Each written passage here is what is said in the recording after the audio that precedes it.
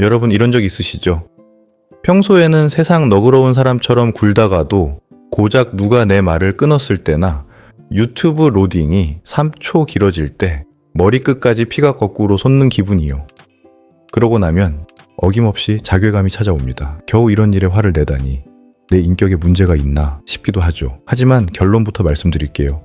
당신은 성격 파탄자가 아닙니다. 오히려 그동안 너무 잘 버텨왔다는 증거일 확률이 높아요.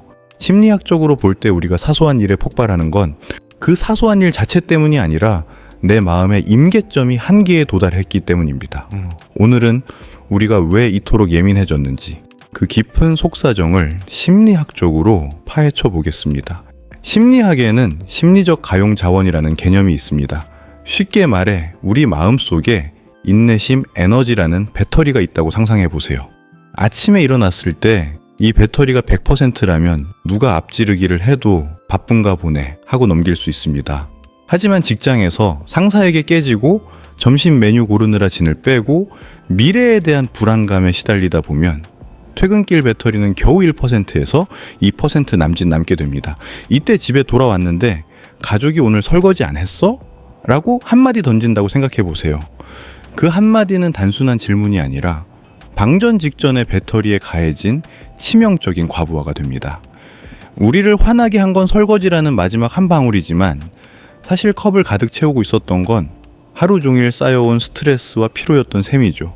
즉, 당신이 화를 낸 건 그 사건이 커서가 아니라 당신의 마음을 비워낼 여유 공간이 단 1mm도 남아있지 않았기 때문입니다. 또 다른 이유는 심리학적 방어 기제 중 하나인 전치입니다. 우리는 흔히 화를 낼 만한 대상에게 직접 화를 내지 못할 때 훨씬 안전하고 만만한 대상을 찾아 그 감정을 배설하곤 합니다. 낮에 부장님께 무시당했을 때는 생계가 걸려 있으니 꾹 참습니다. 하지만 저녁에 배달 음식이 5분 늦게 왔을 때는 이때는 참을 이유가 없죠. 낮에 억눌렀던 무시당했다는 감정이 배달기사님이나 엄한 가족에게 폭발하게 되는 겁니다. 분노의 화살표가 엉뚱한 곳을 향하는 것이죠.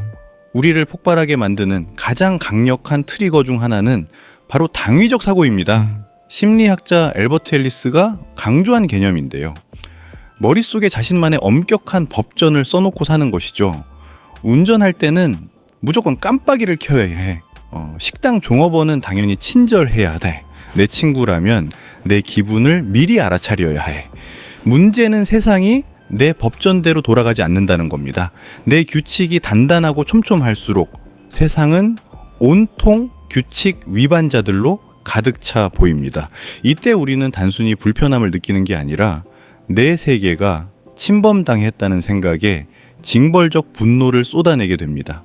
사실 상대방은 내 법전의 존재조차 모르는데 말이죠. 사소한 일에 화가 난다면 지금 내 머릿속에 마땅히 무엇을 해야 한다는 문장이 몇 개나 들어있는지 점검해 볼 필요가 있습니다. 가끔은 심리적인 이유보다 생물학적인 이유가 훨씬 클 때가 있습니다. 앞서 언급한 배고프다, 화났다, 외롭다, 피곤하다 법칙을 기억하시나요? 특히 피로와 허기는 인간의 이성을 담당하는 전두엽 기능을 급격히 떨어뜨립니다. 전두엽은 감정의 브레이크 역할을 하는데 잠을 못 자거나 배가 고프면 이 브레이크액이 마른 상태가 됩니다. 평소라면 웃으며 넘길 농담도 브레이크가 고장난 상태에서는 나를 공격하는 건가? 라며 날선 반응이 나가는 것이죠.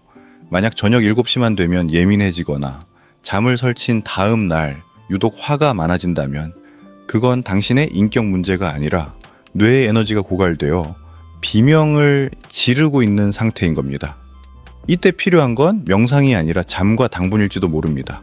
심리학에서는 분노를 종종 2차 감정이라고 부릅니다. 진짜 감정을 보호하기 위해 겉으로 드러나는 방패 같은 역할을 하기 때문이죠. 예를 들어 친구가 약속에 늦었을 때 우리가 화를 내는 진짜 속마음은 무엇일까요? 어쩌면 나를 중요하게 생각하지 않는 것 같아 서운해 혹은 혼자 기다리는 게 무안하고 외로워서일 수 있습니다. 하지만 서운함, 외로움, 무안함 같은 감정은 나를 취약하게 만듭니다. 반면 분노는 나를 강해 보이게 만들죠. 그래서 우리는 상처받기 싫어서 서운함 대신 분노라는 가면을 씁니다. 사소한 일에 자꾸 화가 치민다면 그 화 밑에 숨겨진 진짜 멍든 감정이 무엇인지 들여다봐야 합니다. 나 지금 화가 난 걸까? 아니면은 사실은 좀 서운한 걸까? 이 질문 하나가 분노의 불길을 잡는 핵심 열쇠가 됩니다.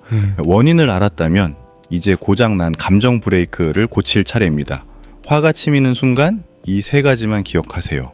1단계는 6초의 골든타임 확보하기입니다.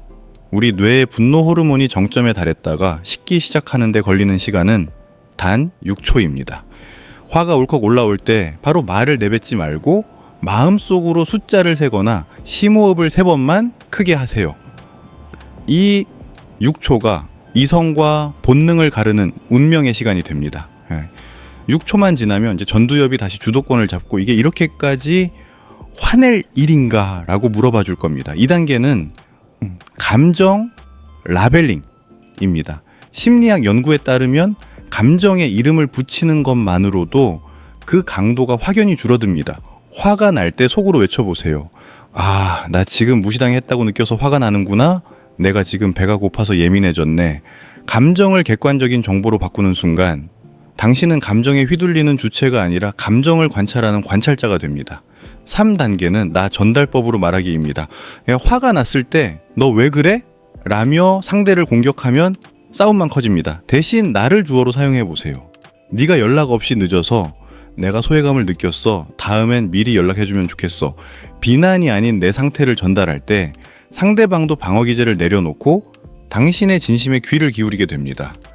당장 화를 참는 법도 중요하지만 더 근본적인 건 내 마음의 기초, 체력을 기르는 것입니다.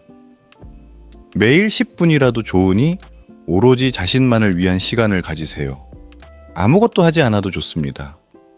오늘 하루도 애썼다고 자신을 토닥여주는 그 짧은 시간이 찰랑찰랑 넘치기 직전이었던 당신 마음의 컵을 비워주는 소중한 배수구가 될 것입니다. 또한 잠을 충분히 자고 규칙적인 식사를 하는 것만으로도 사소한 일에 화를 낼 확률은 절반 이하로 줄어듭니다.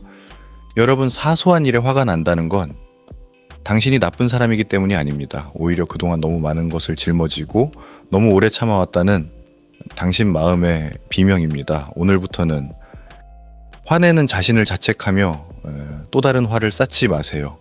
대신 내가 지금 좀 지쳤구나? 내가 이 부분은 참 예민할 수밖에 없지라고 자신의 마음을 먼저 안아주셨으면 좋겠습니다. 나를 가장 먼저 용서할 수 있는 사람은 바로 나 자신이니까요. 오늘 영상이 여러분의 마음 온도를 1도라도 낮추는 데 도움이 되었다면 좋겠습니다. 여러분이 최근에 가장 화가 났던 순간은 언제였나요? 댓글로 남겨주시면 저도 함께 고민하고 응원하겠습니다. 저는 다음 영상에서 더 깊고 따뜻한 심리학 이야기로 돌아오겠습니다. 시청해주셔서 감사합니다.